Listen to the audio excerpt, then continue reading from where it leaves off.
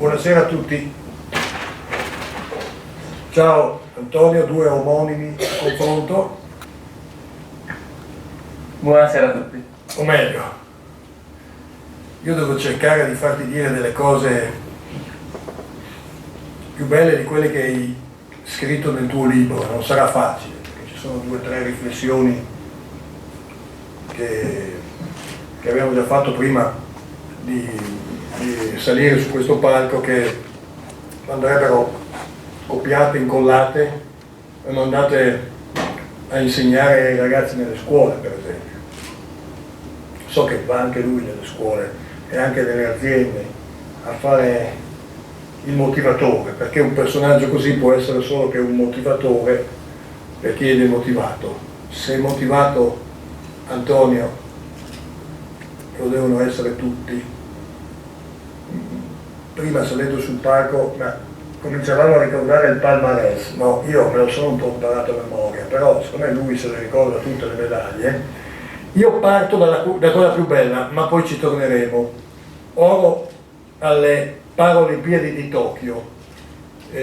Conosco delle medaglie d'oro alle Olimpiadi di Tokyo e mi dicono che sono state Olimpiadi particolari perché c'era ancora l'onda del Covid, eccetera, eccetera. Per cui quell'oro vale ancora di più. Poi 10 titoli mondiali nel nuoto paralimpico, 8 europei, e vai avanti un po', ricordaci solo le cose più importanti, se no non dobbiamo chiedere più niente, non abbiamo più tempo. Vai. Quanti titoli italiani?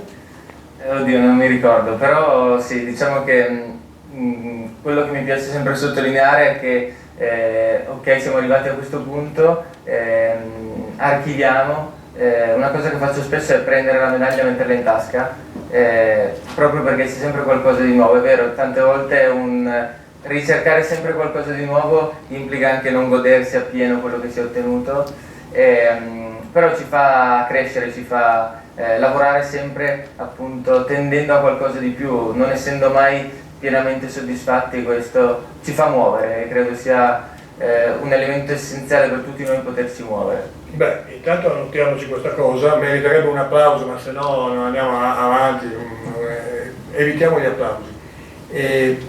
Gruppo sportivo Fiamme Oro, quindi è un poliziotto, dal 2019 gareggia per le Fiamme Oro, anche se poi sei diventato poliziotto a tutti gli effetti da 2 anni, no? Mi dicevi, per questioni burocratiche, eccetera, eccetera.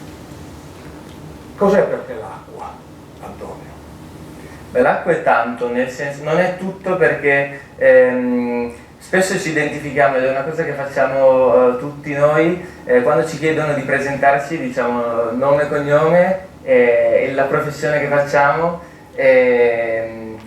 però quello forse non è tutto, quindi è tanto, vuol dire tanto per noi, ci segna, l'acqua mi ha sempre segnato, da quando ho iniziato a conoscerla, quando avevo 3 anni e mezzo, però non è tutto, perché il tutto è la vita, quello che c'è anche fuori dall'acqua, quello che l'acqua può farmi raggiungere, quello che l'acqua anche tante volte mi può togliere. Quindi l'acqua è tanto, l'acqua è, ne parlavamo prima, sensibilità, conoscere se stessi, conoscere il proprio corpo, essere in grado anche di stare da soli per tanto tempo, perché la cosa che mi piace sempre sottolineare è che l'acqua è l'elemento forse più particolare del mondo, nel senso che ti ovatta, ti esclude dal mondo, ma allo stesso tempo sai che chi è fuori dall'acqua, chi ti cammina a fianco, chi ti dice i tempi, chi condivide la corsia con te o è al tuo fianco, è come se fosse con te. Quindi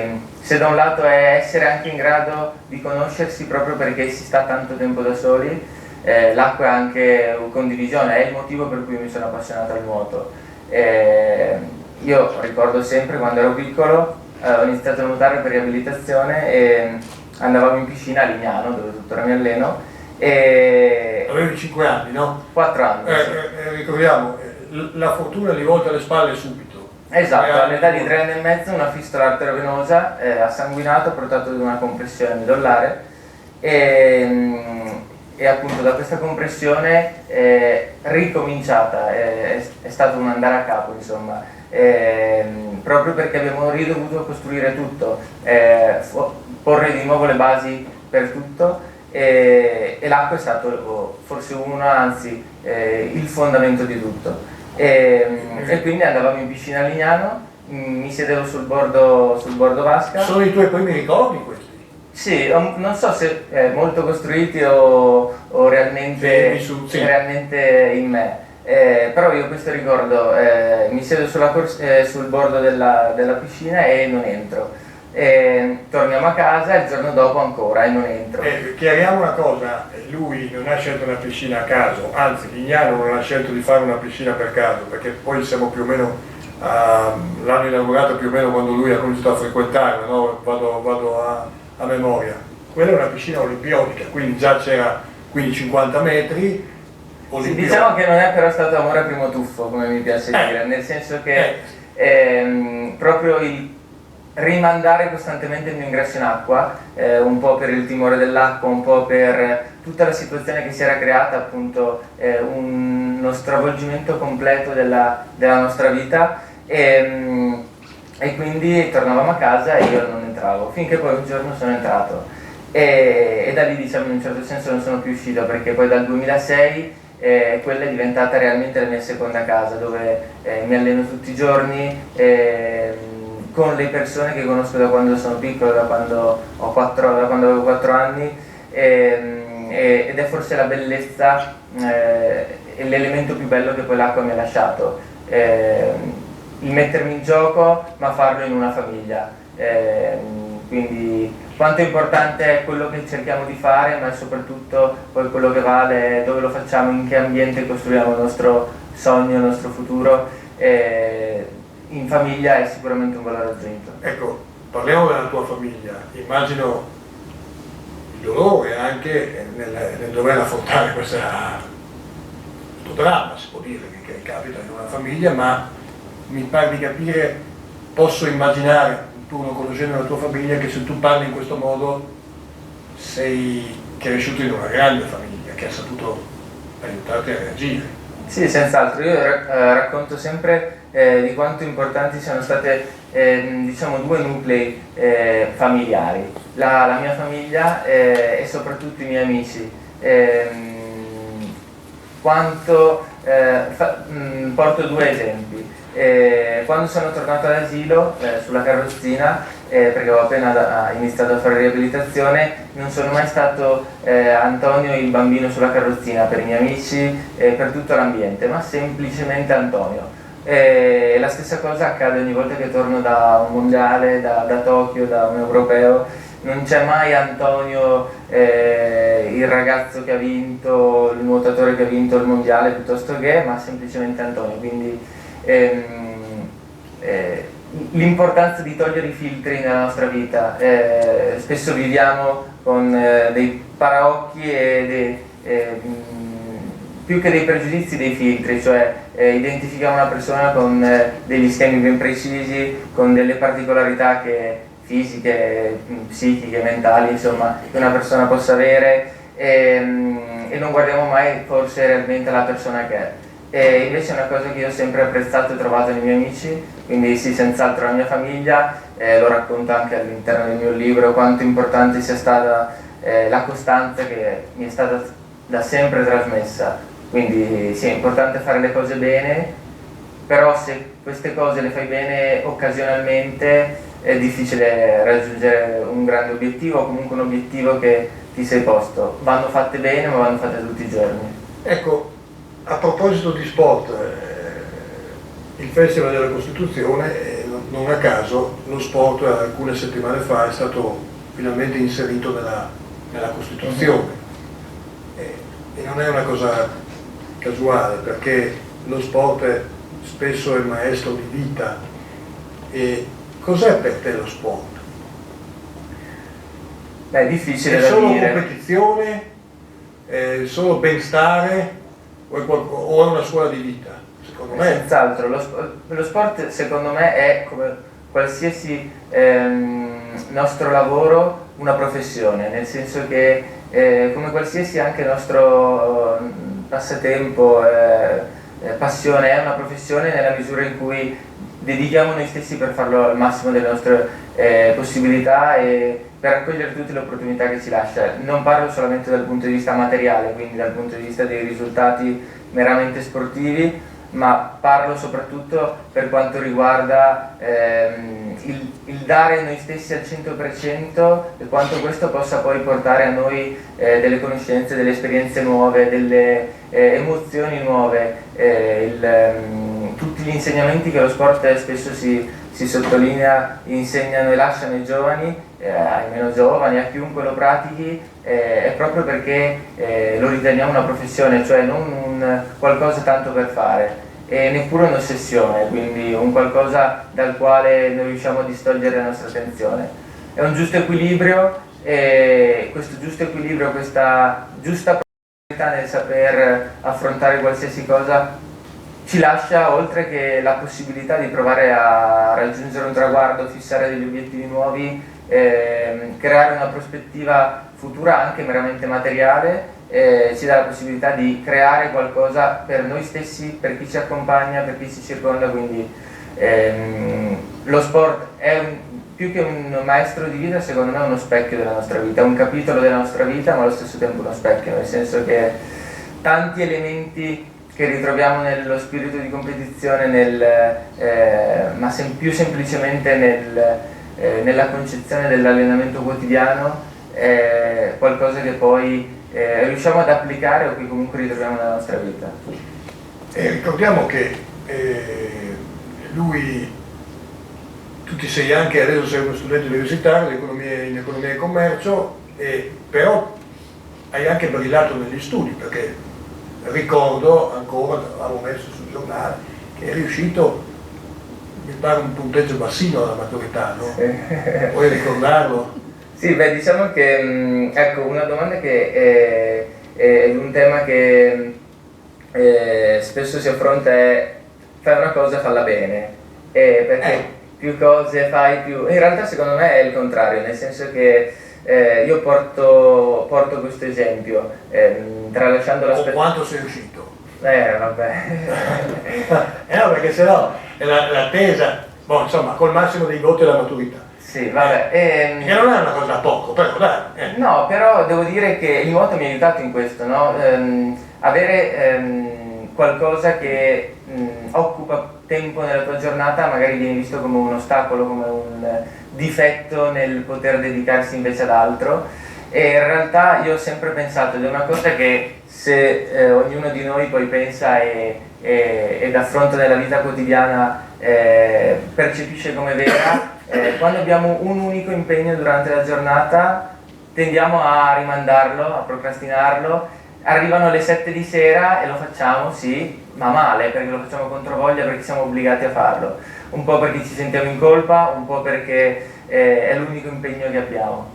Quando invece abbiamo uno schema, una tabella, un dover stare al passo con diversi impegni, diverse responsabilità anche, io ho sempre trovato da un lato l'entusiasmo e dall'altro lato la necessità di ovviamente focalizzarsi molto molto di più, quindi sicuramente raccogliere tanti impegni nella quotidianità aiuta a fare bene ogni impegno, anzi a fare meglio ogni impegno rispetto alla classica frase pochi ma buoni, quindi insomma lo sport è sempre stato così, per chi lo fa seriamente aiuta molto anche ad organizzarsi nella vita. Senz'altro, ma non in quanto tale, in quanto impegno, cioè in quanto desiderio di portare a termine quell'impegno, di portare a compimento quell'obiettivo, proprio perché meno tempo hai, più serve ottimizzarlo, più importante è l'ottimizzazione del tempo, quindi è una sfida che vivo costantemente, in acqua, con il cronometro, ma che mi piace vivere poi nella vita di tutti i giorni, proprio arricchendo le giornate. Una cosa di cui parlavo poco fa era quanto mi piace ultimamente, arrivato alla sera, diciamo, tracciare un bilancio della giornata, di quanto produttiva, di quanti insegnamenti o anche poco produttiva possa essere stata. Secondo me è un bel esercizio per capire dove stiamo andando, magari non da fare tutti i giorni, però capire se la strada che vogliamo fare, se quello che stiamo facendo per noi è giusto. Allora, tu mi dicevi che ti sei avvicinato allo sport, al nuoto, ma hai conosciuto il nuoto per obbligo, insomma, perché dovevi fare la riabilitazione. Come invece ti sei avvicinato al nuoto agonistico? Mi pare che sia passato del tempo, non è stata una cosa naturale, una conseguenza naturale, no? Sono passati diversi anni. Io ho sempre avuto la voglia di mettermi in gioco, quindi il senso di competizione, il voler migliorarmi, il cercare il dettaglio per migliorare non solo nel nuoto, in qualsiasi cosa, sempre tendere a qualcosa di meglio. E questo mi ha portato senz'altro ad iniziare un nuovo percorso, il percorso poi alla fine della mia vita fin qui, nel 2014, quindi dopo 8 anni di acqua, 8 anni di piscine. In cui tu frequentavi le piscine per riabilitazione, insomma. Sì, io lo racconto anche all'interno del mio libro, quanto paradossalmente il nuoto sia diventato realmente parte della mia vita quando l'ho condiviso. Cioè il nuoto è lo sport più individuale fra gli sport individuali, sei solo, quando arrivi davanti al blocchetto di partenza in gara provi la sensazione più bella ma anche più brutta allo stesso tempo che si possa provare, che sei solo, quindi puoi contare solamente su te stesso. Sai che nel momento in cui ti tuffi inizia ma allo stesso tempo finisce la gara, non c'è la possibilità di recuperare il punteggio, non c'è la possibilità di temporeggiare, è tutto subito. E questa è una cosa che io ho sempre apprezzato e che ho iniziato ad apprezzare condividendo poi paradossalmente il nuoto.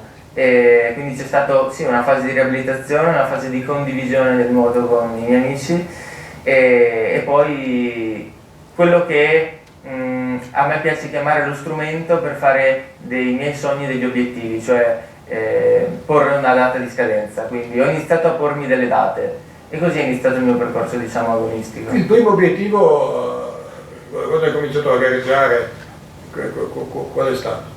Beh, non ci sono stati degli obiettivi. Cioè un bambino sogna di, non so, fare il nuotatore, di vincere le Olimpiadi, no? Senz'altro, è il sogno che forse... Ho sognato di vincere le Paralimpiadi. Beh, diciamo che non ho avuto, non c'è mai stato c'è sempre stato il desiderio più che il sogno di vincere il primo mondiale, poi l'Olimpiade, poi il record del mondo, non c'è mai stato l'obiettivo realmente, c'è sempre stato un desiderio, che secondo me è qualcosa ancora di più forte, nel senso che l'obiettivo in parte lo apprezzi soprattutto quando lo raggiungi, perché è il culmine di un percorso, è il termine anche di un percorso, è l'inizio di un nuovo cammino, è un tassello della tua vita, però rischia di essere un po' distaccato da te, no? Invece il desiderio è qualcosa di più forte, perché desideri qualcosa che non hai, quindi nel momento in cui ce l'hai, sì, forse a differenza dell'obiettivo te lo godi di meno, però l'hai talmente desiderato, l'hai talmente amato nel percorso che questo già basta e avanza, quindi nel momento in cui poi lo ottieni pensi già a quello successivo. Quindi non c'è mai stato un obiettivo, medaglia in tasca, no? Sì, non c'è mai stato un obiettivo, c'è sempre stato un desiderio. Poi ci sono stati degli obiettivi, nel senso che mi sono scadenziato, ricordo dopo un paio di stagioni il mio primo mondiale, avevo l'obiettivo e quindi la scadenza di farlo entro il 2017, così è stato, di fare la mia prima Olimpiade nel 2020 e così è stato. Quindi ci sono stati degli obiettivi, ci sono degli obiettivi in termini di scadenze, però c'è sempre il desiderio soprattutto. Più che un atleta sembra una macchina questa, con i tagliandi eccetera eccetera, però la prima volta che sei andato in acqua ci sarà stato un momento in cui hai capito che in acqua, cioè, tanti ci vanno ma bisogna andare forte. Beh, è un percorso. La fai facile tu. Quando iniziamo, tutti iniziamo Io spesso nuoto con una cuffia con scritto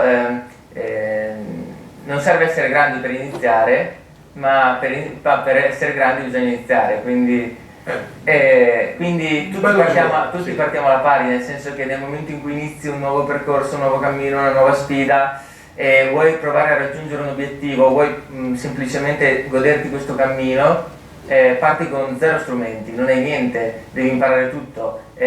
Semplicemente quando ti tuffi, cioè non impari a nuotare se non ti tuffi e se non provi, non impari a gestirti autonomamente fuori casa se non esci di casa, non impari a fare qualcosa finché non la fai.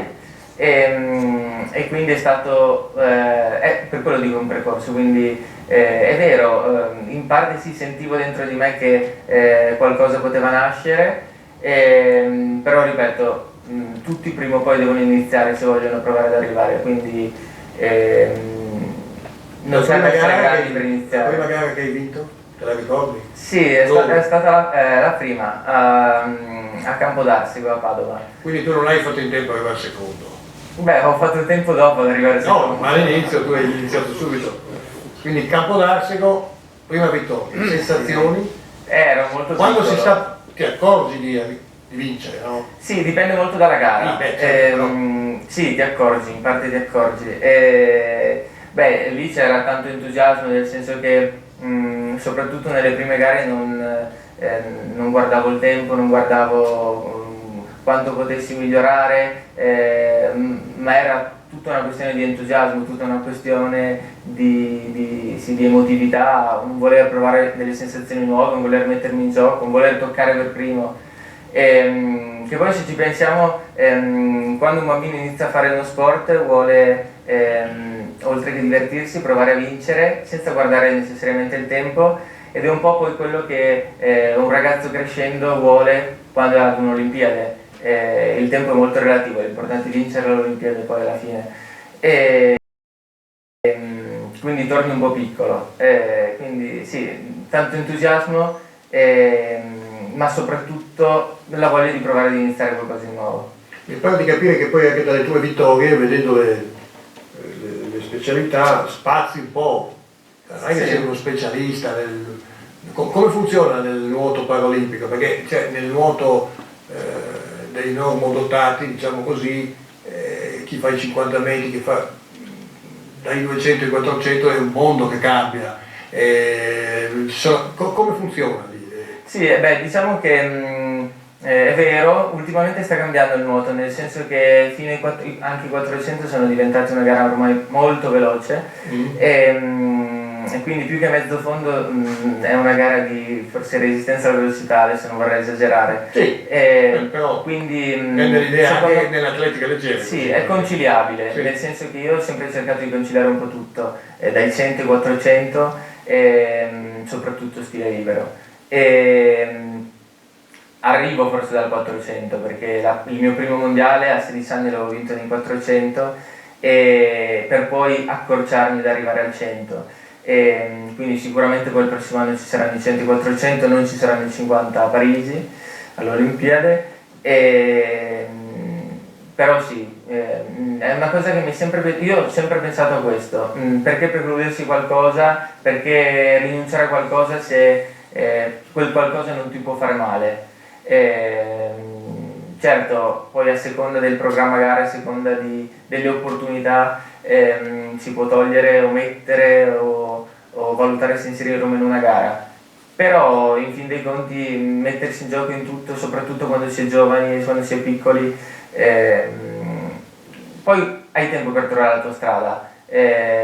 Piano piano ho cercato di trovarla, e forse non l'ho ancora trovata perché faccio ancora dai 50 ai 400, però è anche il bello secondo me di un percorso, no?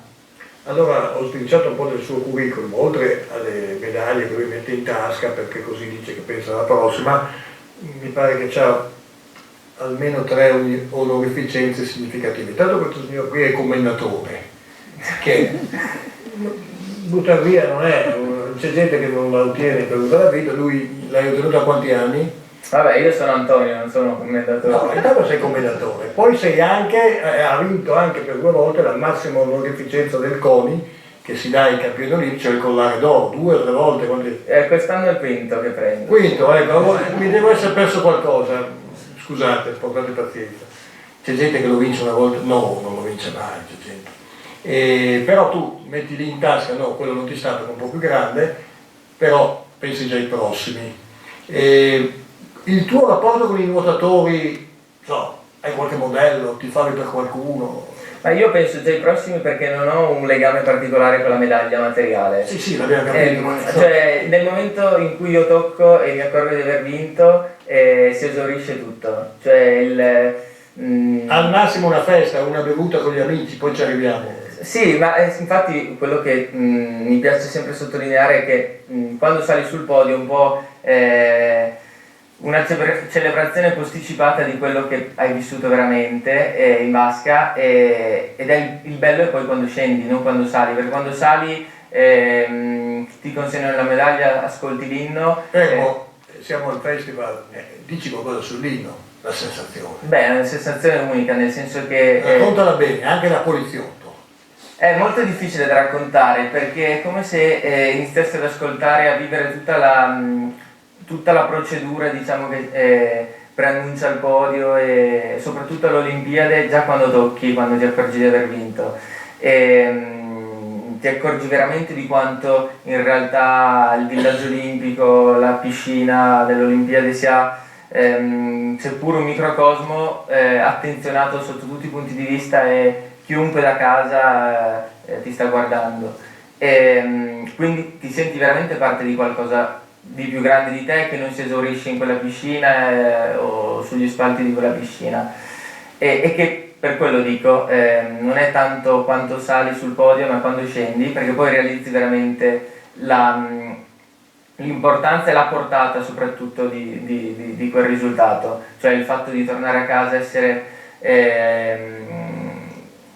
più che apprezzato, vivere con le persone con cui hai vissuto sempre con normalità queste sensazioni. È la cosa più bella, cioè quando scendi dal podio vai a riabbracciare la tua famiglia, i tuoi amici, il tuo allenatore, chi ti ha seguito, chi ha costruito con te quell'obiettivo, e poi forse il vero riconoscimento, oltre a quando tocchi. E comunque, ritornando al discorso di prima,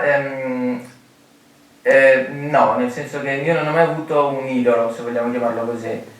Ho sempre guardato più a un modello, che poteva essere il lavoro, l'allenamento, la costanza, per un motivo molto semplice. Io ho sempre pensato... No, immaginavo, sai, un nuotatore, immaginavo Phelps, la Pellegrini, oppure il grande Paltrinieri, no? Tutti questi qua, insomma, no? Però... Ma sono, secondo me... Che immagino avrai incontrato nella tua carriera, insomma. Sì, senz'altro, ognuno di noi può essere, secondo me, cioè chiunque può essere un punto di riferimento, non per noi, non un idolo, per il semplice motivo che nel momento in cui ci appassioniamo ad una persona più del dovuto, in quanto figura professionale, rischiamo di perdere l'attenzione su noi stessi.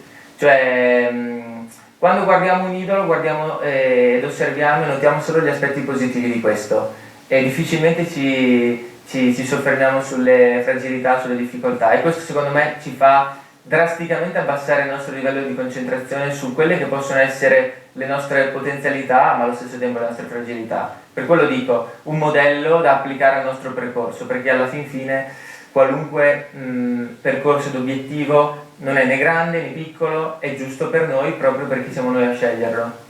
Senti, si fa fatica con lui, perché è una macchina. Torniamo un attimo indietro. Occhio, adesso ti faccio una domanda complicata, io immagino già la risposta. Tu ti senti un modello? No, nel senso, mi spiego meglio. Però se dici di no, dimmi. Allora, io credo che il modello sia qualcosa che possa essere applicato ad ognuno di noi, e quindi se la domanda è tu credi o tu ti senti un modello, è no, perché Antonio non può essere applicato ad un'altra persona.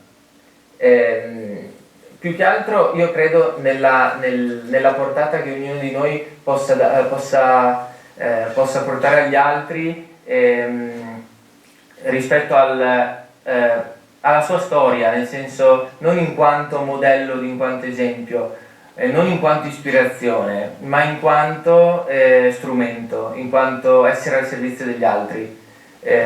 Quindi anche un certo senso, secondo me, di realismo e di umiltà nel saper che la nostra storia non può essere applicata a tutti, anzi forse a nessuno, ed è forse il bello proprio della nostra storia, che è nostra, che È vero quello che dici, scusa se ti interrompo, è vero quello che dici, ma ci sarà da qualche parte nel mondo, perché stiamo parlando di livello mondiale, un Antonio che a 4 anni perde l'uso delle gambe, i suoi genitori si disperano, cercano, come avranno fatto i tuoi, tutti i medici del mondo, tutte le terapie del mondo, e poi si imbattono, aprono internet, e poi ti chiedo cosa pensi dei social e tutto, si imbattono nel tuo fenomeno, tra virgolette, e pensano di vedere in questo un modello da seguire. Questo ti inorgoglisce un po'. Senz'altro, però ripeto, più che un modello è una storia. Poi sta a ognuno di noi prendere appunto dei punti di riferimento che possono essere, che può essere chiunque lo incontriamo nel nostro percorso di vita, qualcosa, un tassello che può aiutarci, un'emozione o comunque un voler riprovarci ancora. Quindi ripeto, più che un modello è una storia, nel senso che ed è la bellezza secondo me poi di raccontarsi, raggiungere gli altri per non ispirare gli altri, ma essere d'aiuto agli altri, essere un qualcosa che possa supportarli in un momento di difficoltà o in un momento anche di gioia, perché le sconfitte spesso seguono i momenti di gioia, no? E quindi la potenza della storia più che del modello è proprio questo. Ti capita di, come tutti i grandi campioni, di ricevere lettere da tifosi o che ti fermino? Beh, io racconto questo episodio. Io nel 2008 sono stato a Milanello e io sono da sempre un super appassionato di calcio, soprattutto del Milan, e guardavo in tutte le contro l'Udinese. Ah, non lo sai, no. Prima la formazione, purtroppo. No, purtroppo nel senso, ma vai avanti. E diciamo che in tutte le foto sono in braccio di mia mamma o con la mano di mia mamma, però è come se poi a distanza di anni fossi dall'altra parte, no? E quando un bambino si avvicina, quando questo è proprio bello, nel senso che spesso si dice vale più di ogni medaglia, in realtà secondo me vale oltre ogni medaglia, nel senso che senza quel risultato raggiunto, diciamo, anzi con quel risultato raggiunto la nostra storia assume una portata ancora maggiore e può essere di aiuto ancora di più a qualcun altro. Quindi è vero, è importante il percorso ed è bello come poi a distanza di anni ti trovi dall'altra parte, ma non l'avresti potuto fare, non avresti potuto essere dall'altra parte, essere una storia utile per gli altri se io non avessi provato o comunque avessi provato a raggiungere i tuoi obiettivi. Ascolta, apriamo una piccola grande parentesi, perché è il sogno di tutti gli atleti partecipare alle Olimpiadi. Mm-hmm. Due cose. Intanto voi atleti per le Olimpiadi e per le Paralimpiadi avete dovuto affrontare un vero e proprio tsunami, che è quello del Covid, cioè tu puntavi, perché tu sei uno quadrato che punta, mette la data di scadenza 2020, le Olimpiadi si chiamavano Tokyo 2020, ma sono state rinviate di un anno. Com'è stato quell'anno intanto? È stato molto intenso. Perché la pandemia per le persone normodotate è un casino, ma mi immagino per voi che dovete allenarvi, spostarvi, che è molto più complicato, mi immagino tutte le piscine, le precauzioni per i contagi, eccetera. Com'è stato quell'anno in attesa di un'Olimpiade? Beh, è stato un anno di attesa soprattutto, nel senso che quando ti avvicini, quando mancano pochi mesi all'Olimpiade, ormai sei lì. E con perché poi ve l'hanno rinviata non tanti mesi prima. Esatto, no? sei veramente lì, quindi però è stato un anno per quanto di attesa normale, nel senso che abbiamo cercato di resettare, abbiamo cercato di guardare all'anno in più come qualcosa che potesse aiutarci a crescere ancora di più. Ero comunque giovane perché poi a Tokyo ne avevo 20 e ne avrei avuti 19 di anni, e fosse stato Tokyo 2020 realmente, quindi sei stato più forte. ma più che più forte è più consapevole, e nel mezzo ci sono stati gli europei che poi abbiamo avuto l'opportunità di fare, e anche allo stesso tempo soprattutto il rinviare qualcosa, cosa che non ero mai stato abituato a fare, e mi ha fatto capire quanto in realtà queste date di scadenza non siano così inderogabili, no? Quindi ogni tanto prendersi del tempo al di là dell'aspetto Covid, Certo. e dire ok, posso non farcela dentro quest'anno, però ci riprovo il prossimo, non è un fallimento, non è una sconfitta, è un cercare di maturare, anzi un maturare, e un ritornare meglio, più preparati, più attenti, con più cura del dettaglio. Quindi mi ha insegnato questo dal punto di vista umano. Dal punto di vista sportivo è stato un anno molto molto intenso, Tokyo soprattutto è stata molto intensa. La preparazione, non tanto la preparazione quanto l'ambientamento, il rischio di risultare sempre positivi, ogni giorno eravamo controllati. Infatti il mio amico Jonathan Mina, un altro oro olimpico, mi ricorda spesso questa difficoltà da atleta, passare quei giorni. Perché... Ma infatti questo fa capire quanto in realtà spesso dell'atleta si giudichi la prestazione, ma a concorrere alla prestazione c'è veramente tantissimo, e anche elementi che non dipendono in primis da te, più semplicemente appunto risultati positivi. Racconta un po', non tutti lo sanno, lì venivate controllati. Lì eravamo controllati ogni giorno, quotidianamente, ogni mattina. Con l'incubo di buttare via, tra virgolette. Con l'incubo non tanto di risultati positivi e stare in isolamento, quanto piuttosto con l'incubo di essere asintomatici, chiusi in camera, a guardare la tua gara. Certo. Quello era proprio l'incubo. E quindi eravamo controllati ogni giorno, abbiamo fatto un periodo di 15 giorni in ritiro vicino a Tokyo, a Sendai, di ambientamento, scendevamo e facevamo il tampone prima di fare la colazione, e così è stato poi anche dentro il villaggio olimpico. Quindi diciamo che ecco, il giorno poi in cui ho vinto i 100, la prima... Con il record del mondo, mi pare. Con il record del mondo, ovviamente, sì. Se vince non è che vince così. Bisogna farle bene le cose. Certamente, l'hai detto, no? La prima liberazione è stata proprio questa, cioè essere tranquillo di essere negativo anche quel giorno e di poter dedicarmi completamente a quello che aspettava a me, a quello che avrei potuto fare, così come i giorni seguenti, i giorni prima, insomma. La prima telefonata dopo l'oro? Oddio, a casa, perché ovviamente non c'era pubblico. Adesso ti faccio era proprio... volevo arrivare anche a questa cosa. Tu non vedrai l'ora di andare a Parigi per una questione molto particolare, come tutti gli altri atleti che ci sono stati, che hanno avuto la fortuna di andare alle Olimpiadi a Tokyo, e il cruccio più grande è non aver vinto o non aver partecipato davanti al pubblico.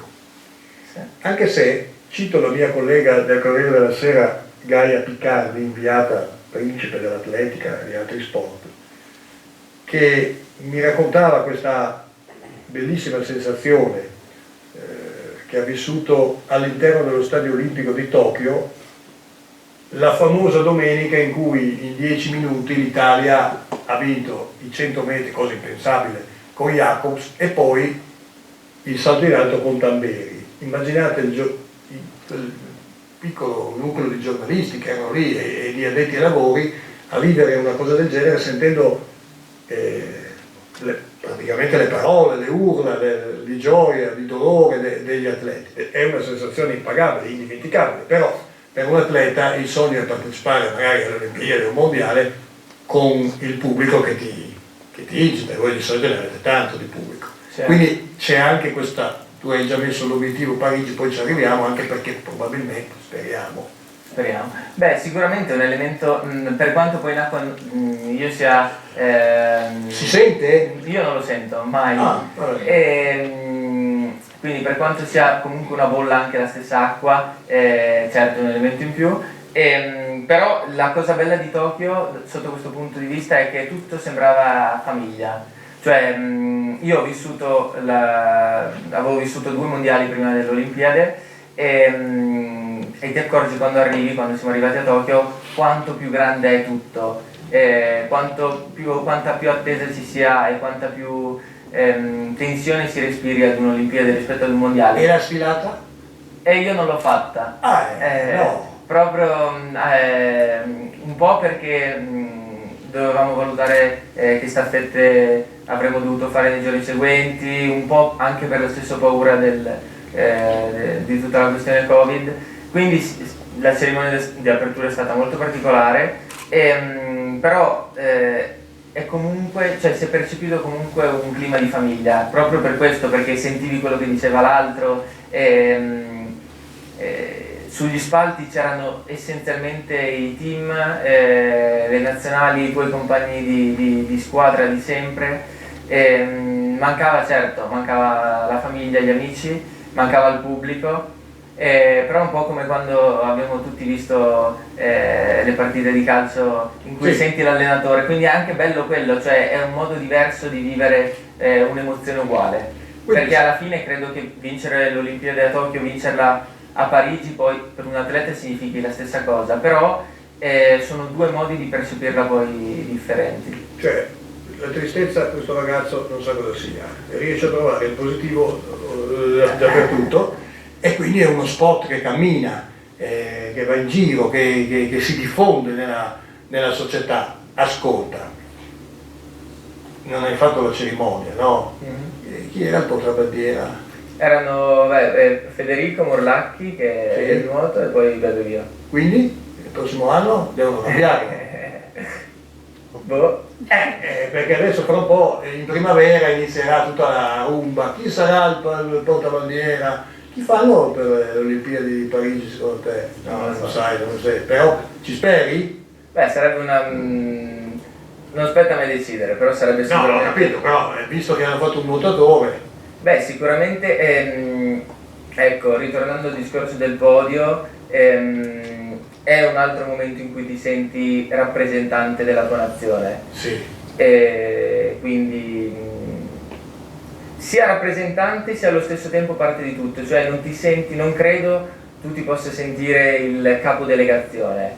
E quindi il bello è proprio questo, cioè sfili davanti agli altri ma sfili con gli altri, quindi l'unica cosa che ti distingue in quel momento è che porti, sei davanti e porti la bandiera, però alla fine sei parte di quel gruppo, quindi lo rappresenti in quel momento ma ne sei parte. Senti, abbiamo detto del rapporto con l'acqua, il rapporto con gli avversari è diverso, visto anche, tra virgolette, la condizione comune che avete, cioè tutti quelli che competono, immagino, in vasca oppure nel ciclismo paralimpico, negli altri sport, hanno comunque dovuto soffrire in qualche modo nella loro esistenza. Siete più amici no, mi risulta anzi che la competizione sia elevatissima. Uguale, sì. C'è rispetto, ma competizione. Senz'altro, sì. Beh, il motore, tutti vogliono vincere, quindi il problema è che può vincere solo uno. Chi è il rivale più grande che hai? Perché lì mi sembra che vinci sempre. Cioè, c'è qualcuno emergente che magari ti... Sicuramente Tokyo è stata la dimostrazione. Io a un livello molto alto, ero partito con... io non pensavo di vincere così tante medaglie a Tokyo, pensavo di vincere meno medaglie ma alcune di qualche colore differente. Ti pare che sia contenti questo? No, però per esempio i 400... Qualche oro in più, no? sì, magari qualche medaglia in meno, ma qualche oro in più. Quindi qui non siamo sulla quantità, siamo sulla qualità. No, più che altro per le aspettative e per le stagioni precedenti, nel senso che i 100 sono stati una gara con un'escalation nell'ultimo anno, anzi lo stesso anno di Tokyo, mentre i 400 ero veramente il favorito, e poi a Tokyo invece è stata un'altra storia, nel senso che sì, è importante avere tanta fiducia in te stesso e in noi stessi, ma è anche importante essere, non dico maniacali, ma essere precisi nel valutare e considerare tutti, quindi compreso te stesso, compreso quello che può non andare di te stesso, quindi il cercare di essere in te stesso più che con te stesso quando scendi in acqua è fondamentale, quindi l'avversario più grande ce ne sono, ce ne saranno anche a Parigi. Vi conoscete, vi sentite? Sì, però come si dice sempre, sono io, nel senso che sono io il più grande avversario ma anche il più grande alleato, perché nel momento in cui scendi in vasca con un'aspettativa ed una mentalità ed una precisione in quello che hai fatto, può essere il tuo più grande alleato. Se tralasci molto e la mentalità o comunque la tua volontà, il tuo desiderio non è così forte, sicuramente sei il tuo più grande nemico, il tuo più grande rivale. Quindi ci sono gli altri, però siamo da soli in corsia, quindi prima di tutto guardiamo la nostra corsia e poi sicuramente una cosa che non possiamo fare è controllare quello che fanno gli altri. Quindi... Certo. E ricordiamo che loro mi pare il mondiale di Manchester, no? Vi siete tenuti il titolo mondiale a squadre, è una squadra molto forte, quella paralimpica di nuoto italiana, tra l'altro è sponsorizzata anche dalla Danieli, un'azienda friulana che si è appassionata a questo mondo, e avevo avuto modo di intervistare qualche mese fa l'amministratore delegato o comunque uno dei responsabili della Danieli, e mi diceva che il loro esempio serve anche a cementare la squadra all'interno del gruppo di lavoratori della Danieli, sono stati anche in azienda a fare la testimonial, eccetera eccetera, ed erano orgogliosi di aver battuto squadroni come la Cina, vedete, competitori poi a livello industriale, no? E l'Inghilterra, per ricordare, la Gran Bretagna, ecco, nazioni con milioni di abitanti che stanno facendo molto per lo sport paralimpico. Cosa si sta facendo in Italia? Si è fatto e si sta facendo. Esempi come quella di Pepe Vio aiutano, vero? Ma allora io credo che i punti di riferimento senz'altro aiutino in tutto, cioè in qualsiasi cosa, però si sta facendo, nel senso che l'elemento che dimostra quanto si sta facendo non è secondo me solamente i risultati, perché poi quelli sono soprattutto in uno sport individuale come il nuoto frutto di desideri ed obiettivi dei singoli atleti, quindi magari non è così indicativo, non sono così indicativi di un movimento, però dall'altra parte la cura del dettaglio della prestazione sportiva è senz'altro secondo me un indicatore di quanto lo sport paralimpico, la concezione dello sport paralimpico stia crescendo, cioè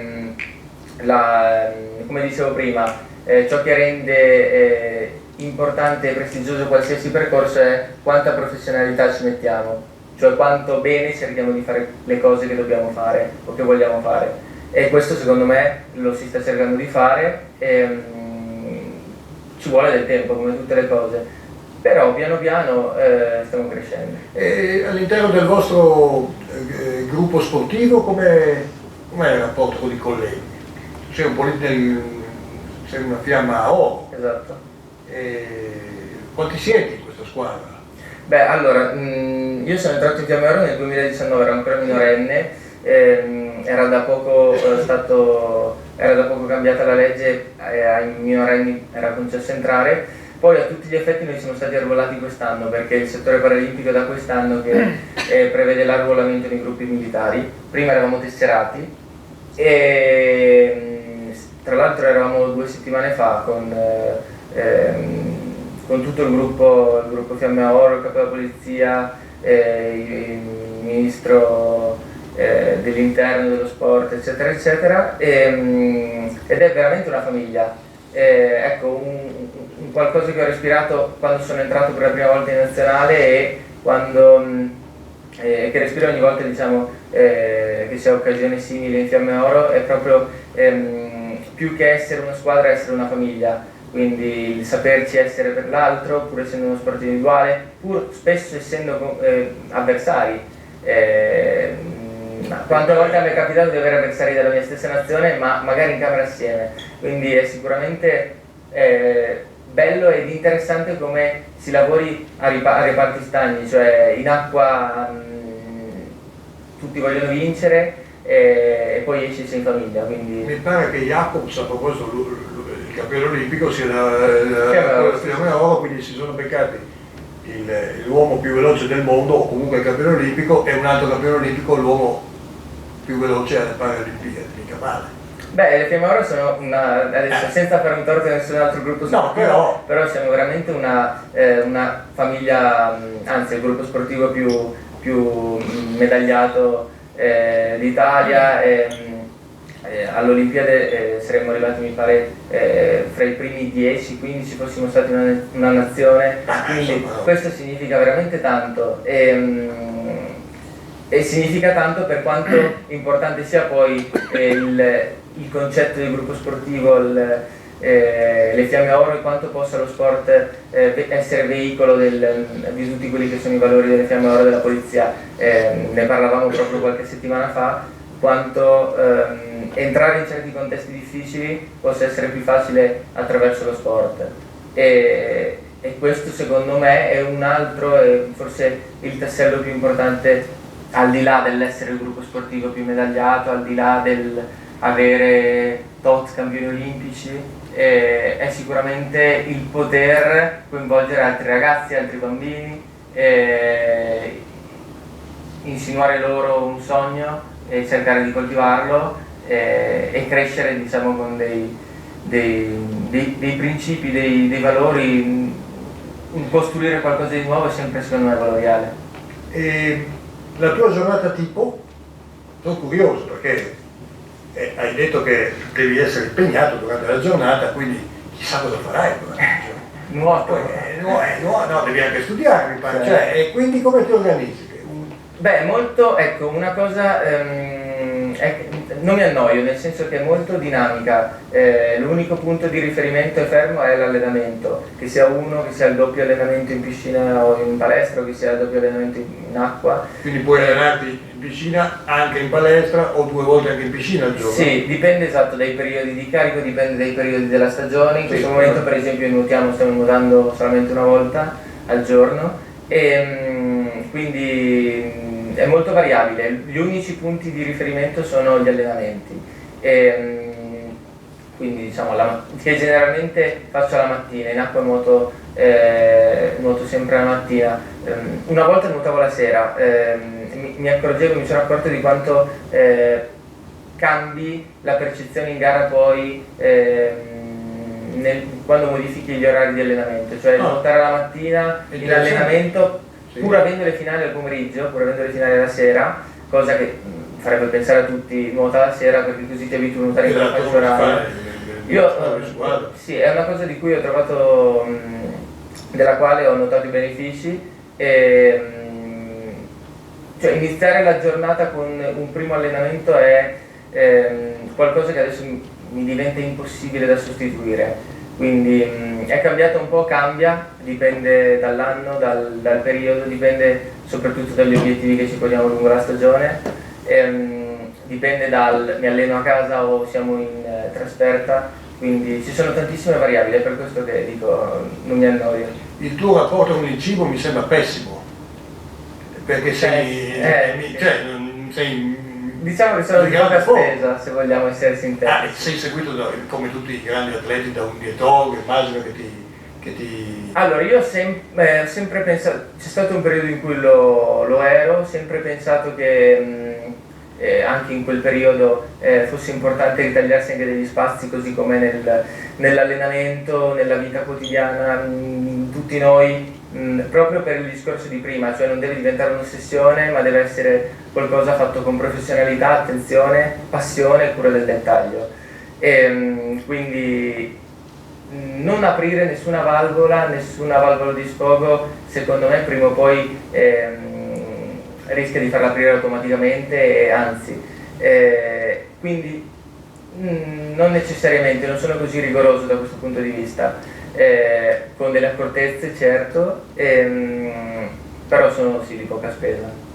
Allora, il piatto preferito? Vabbè, mi vergogno, la pasta in bianco.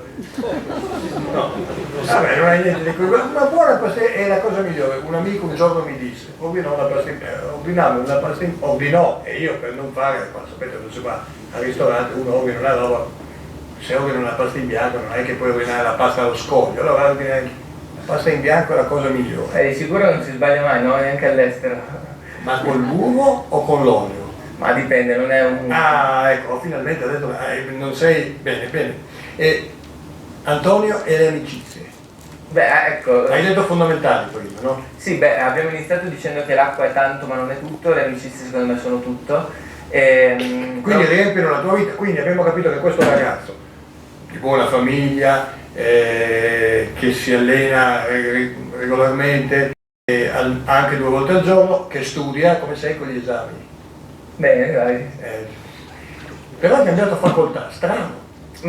Perché di solito uno metodico, stava a giurisprudenza a Trieste, però adesso... Ma io non sono così metodico, nel senso che, cioè sono metodico sotto alcuni aspetti, però paradossalmente, per fare un esempio molto concreto e calzante in acqua, a me piacciono molto di più le virate che la parte nuotata, nel senso mi piace molto spesso cambiare, non sono una persona che riesce a stare più che in un ambiente, in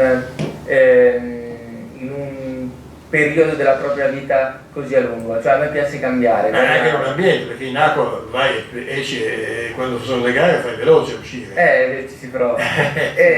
Però sì, quindi devo dire che è una cosa che mi piace cambiare, più che mi piace soprattutto, e credo sia fondamentale, portare a termine gli impegni, cioè nel momento in cui iniziamo, almeno una cosa che mi è sempre stata insegnata, nel momento in cui iniziamo qualcosa va portato a termine.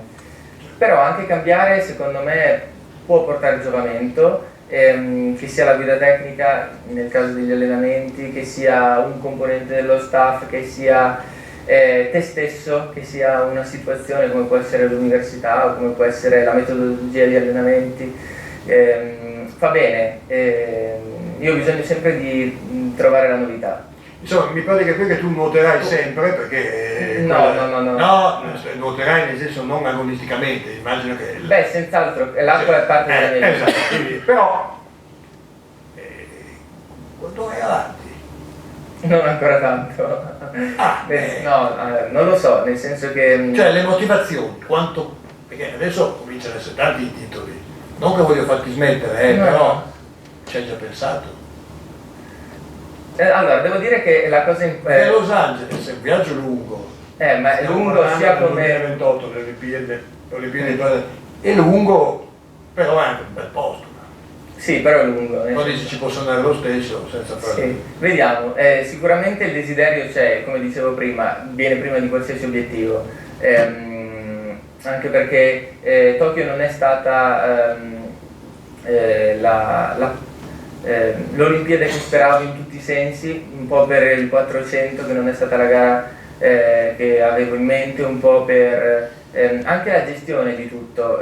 Io arrivavo da un periodo, sono sempre stato un atleta molto sereno prima delle gare, e a Tokyo invece sono completamente cambiato e avevo perso la mia serenità, forse anche per il peso, il dover vincere più che il voler vincere, cosa che invece mi aveva sempre accompagnato negli anni precedenti, che è tornato ad accompagnarmi in questi anni dopo Tokyo, e quindi sicuramente Parigi vorrei viverla con questa nuova concezione, cioè... Perché avrai familiari, immagino che ti vengono... Ma al di là di quello, un voler essere più sereno, la consapevolezza che, come ho sempre avuto, una volta che riesci a costruire un percorso importante durante la stagione, il nuoto è uno sport molto calcolato, molto calcolabile anche.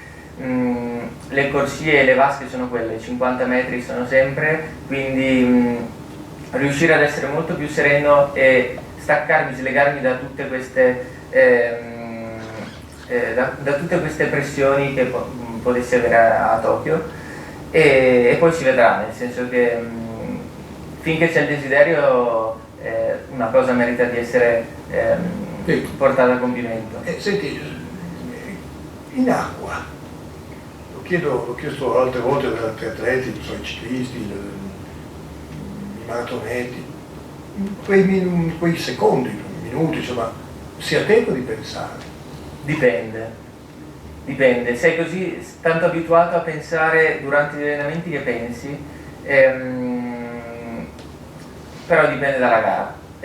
In un 50 stile è molto difficile pensare, anche perché non c'è da pensare, pensare è forse controproducente, in un 100 ancora, in un 400 anche. Io mi sono accorto ultimamente di pensare veramente tanto durante una gara.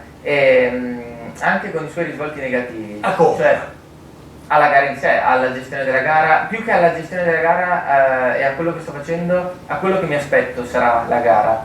Quindi ai 200 cosa mi aspetto succederà ai 300, ai 300 come mi aspetto... Vai un po' avanti con la mente, no? Sì, e secondo me è una cosa che poi cerchiamo di fare sempre nella nostra quotidianità, cioè cercare di guardare sempre avanti, voler prevedere quello che ci accadrà. Però tante volte è bene anche lasciarsi trasportare un attimo. Riuscite a vedervi, no, tra di voi? Sì. Le corsie adiacenti le vedi. Che di solito sono quelli più forti. Sì, dipende, sì, esatto. Le corsie centrali sono le più forti. Senti, volevo chiederti due cose. Cos'è per te la fatica? Cos'è la fatica? Beh, la fatica è un piacere, nel senso che... allora sì, no. Beh, Arrendiamoci. No, ma lo spiego. Chi l'ha invitato ha fatto un capolavoro. No, a parte gli scherzi, la fatica è un piacere nel senso che nel momento in cui fatichi sai che costruisci qualcosa.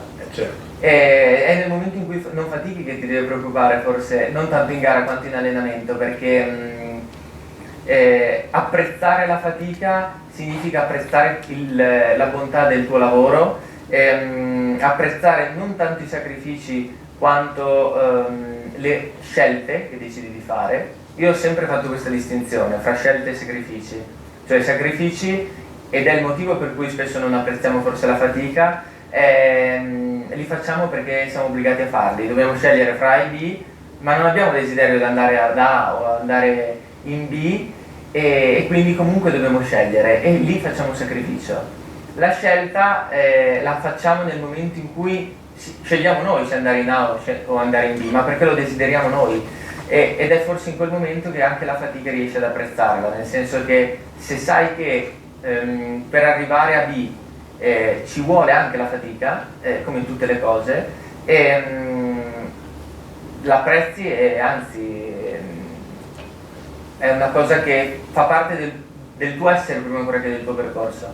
Questo ragazzo l'ho torturato per oltre un'ora, ma abbiamo ancora tempo, no? Qualcuno... Ecco, benissimo. Allora, invece la paura cosa per te? Ho letto un'intervista che hai lasciato al nostro giornale, ricordo ancora, prima di ricevere il premio Hemingway a Lignano lo scorso giugno, mi pare, sì, la scorsa estate, che hai dovuto subire un'operazione. Sì, beh, quest'anno è stato, infatti per quello... Ti chiedo, la paura, lì hai avuto paura? No. Leggevo che era a rischio anche la carriera addirittura. Più che la carriera. Diciamo, raccontaci, tanto non è... È stato diciamo che questa stagione è stata un po' particolare, quella che si è appena conclusa. Ho nuotato 3 mesi, poi il mondiale è stato molto molto positivo.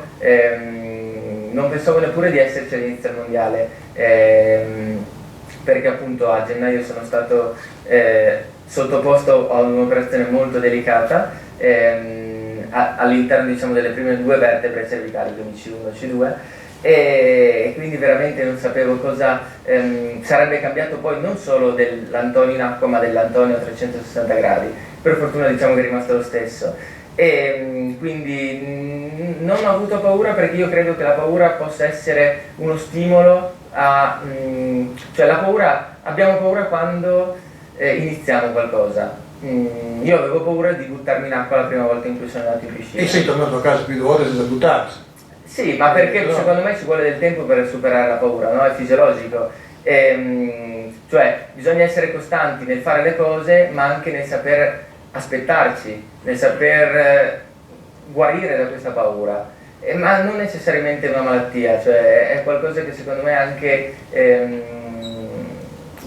positivo. Avere paura significa anche sapere quali sono i nostri limiti, però non rinunciare a spostarli, a cercare di migliorarci per alzare un po' di più l'asticella, cercare di avere meno paura. Quindi la paura è qualcosa che abbiamo tutti, e secondo me che abbiamo nel momento in cui iniziamo qualcosa di nuovo, non nel momento in cui affrontiamo qualcosa, perché nel momento in cui affrontiamo qualcosa già prevale la nostra forza, il nostro coraggio sulla paura. Insomma, quante medaglie hai vinto ai mondiali quest'anno? 3 ori e un argento. E i mondiali erano in settembre? Ad agosto. Era così. Bene, questo signore a gennaio ha subito un'operazione neurochirurgia, mi pare di capire, e dopo così, insomma, tranquillamente in agosto ha vinto, vabbè, mi sembra un fenomeno per un signore, no? Di 21 anni, che sogna di fare cose da grande.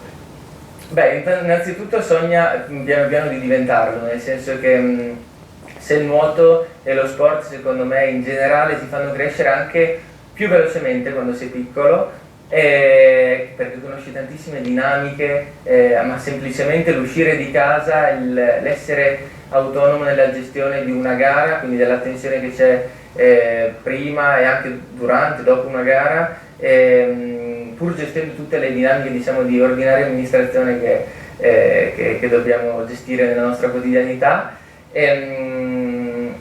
ti fanno crescere.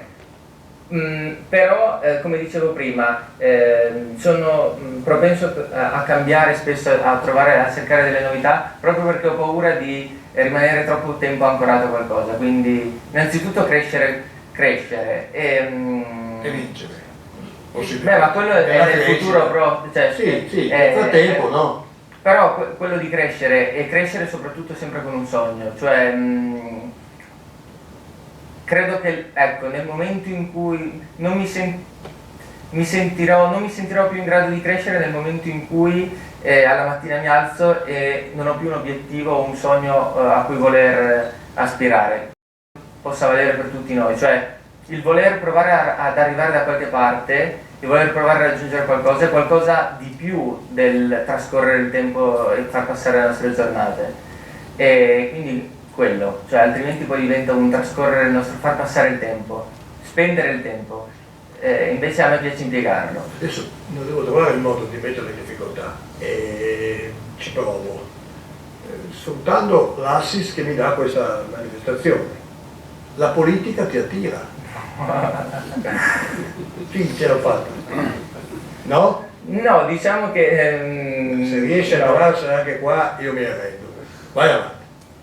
No, cioè io credo che ci siano tantissimi modi per essere al servizio degli altri, e cerco di farlo innanzitutto oggi come Antonio, prima ancora che come atleta, nel mio piccolo, in quello che faccio. Quindi è anche quello un modo per cercare di essere al servizio degli altri, ma come tutte le cose, cioè qualunque professione, qualunque attività della nostra vita è comunque al servizio degli altri, proprio perché, e torno al discorso di prima degli amici, viviamo perché viviamo in costante rapporto con gli altri. Difficilmente potremmo chiamare vita una vita che ci vede chiusi in noi stessi e isolati completamente dalle relazioni che abbiamo. La politica sta facendo abbastanza per la disabilità? Il Beh, mondo della disabilità. il mondo dei disabili, cioè non per la disabilità. Ma secondo me... risposta alla polizia. Beh, la risposta... perché dopo vengono le scarpe. No, beh, sicuramente secondo me c'è sempre qualcosa... Cioè, anche vincere un'Olimpiade non è mai abbastanza se magari non lo fai con il record del mondo, e vincere con il record del mondo non è mai abbastanza perché magari quel record del mondo quindi si può sempre fare di più. Qualche consiglio? Beh, perché tu la vedi da un altro punto di vista rispetto al nostro. Beh, sicuramente, ecco, non credo sia un punto di vista privilegiato, no, no, perché comunque... Non è un consiglio, è un aspetto che secondo me tutti noi dovremmo rivalutare, guardare tutto da un'altra prospettiva. Esatto.